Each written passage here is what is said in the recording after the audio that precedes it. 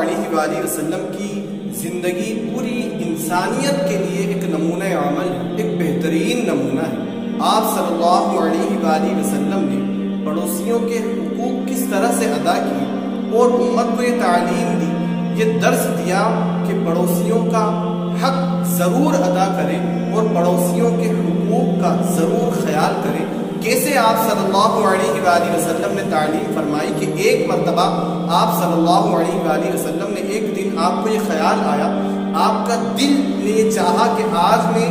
بڑی لمبی اور بڑی طویل نماز ادا کروں گا۔ چونکہ آپ صلی اللہ علیہ وآلہ وسلم جب صحابہ اکرام کی امامت فرماتے تو اس وقت آپ صلی اللہ علیہ وآلہ وسلم مختصر نماز، مختصر قرات کرتے، لیکن اس دن آپ صلی اللہ علیہ وآلہ وسلم کے دل نے چاہا کہ آج میں ہر کام سے فارغ ہوں تو آج پوری رات میں اس طرح سے اللہ تبارک و تعالیٰ کی عبادت کروں گا۔ آپ مسجد نبوی کی طرف تشریف لے جاتے ہیں، آپ نیت باندھتے ہیں، نماز آپ شروع ہی کرتے ہیں کہ اچانک کسی کے رونے کی آواز آتی ہے، کوئی بچہ رو رہا ہوتا ہے۔ آپ صلی اللہ علیہ وآلہ وسلم اس بچے کی رونے کی آواز سن کر اپنی نماز کو مختصر کر دیتے ہیں۔ دیکھیں یہ سید الانبیاء ہے، یہ امام الانبیاء ہے، یہ رحمت للعالمین ہے کہ ایک بچے کی رونے کی آواز پر آپ نے اپنا ارادہ تبدیل کر دیا اور اپنی نماز کو مختصر کر دیا۔ سبحان اللہ، کیا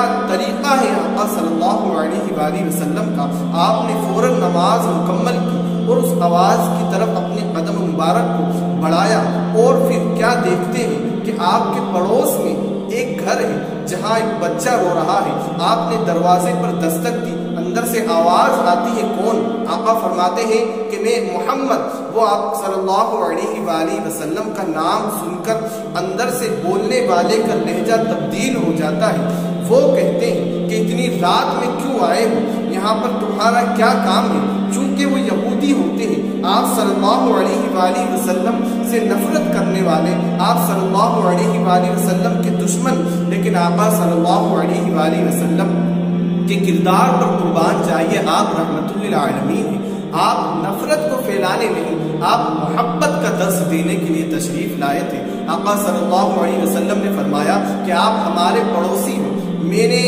مجھے یہ خیال ہوا کہ شاید میرے پڑوسی کسی تکلیف میں ہے، شاید آپ کا بچہ کسی تکلیف میں ہے، اس وجہ سے آپ کا بچہ رو رہا ہے، تو میں دیکھنے کے لیے آیا ہوں تاکہ میں آپ کی اس تکلیف کو ختم کر سکوں، میں آپ کے غم میں آپ کا ساتھ دے سکوں۔ اندر سے دروازہ کھلتا ہے، ایک خاتون باہر آتی ہے، وہ کہتی ہے کہ میرا شوہر کئی دنوں سے یہاں نہیں ہے، وہ کئی دنوں سے باہر کہیں کام کے لیے گیا ہوا ہے، اور ہمارے گھر میں جو چراغ تھا اس کا تیل ختم ہو چکا ہے، اندھیرا ہونے کی وجہ سے میرا بچہ رو رہا ہے۔ آپ صلی اللہ علیہ وآلہ وسلم اپنے گھر کی طرف تشریف لے جاتے ہیں، چراغ اٹھاتے ہیں، اس میں تیل ڈالتے ہیں، اس خاتون کے گھر پر جاتے ہیں اور اسے وہ چراغ دیتے ہیں، اور اس کے گھر میں روشنی ہو جاتی ہے، اجالا ہو جاتا ہے۔ سبحان اللہ، یہ آقا صلی اللہ علیہ وآلہ وسلم کا کردار ہے۔ صبح ہوتا ہے، صبح ہوتے ہی اتفاق سے اس خاتون کا شوہر گھر آتا ہے، اور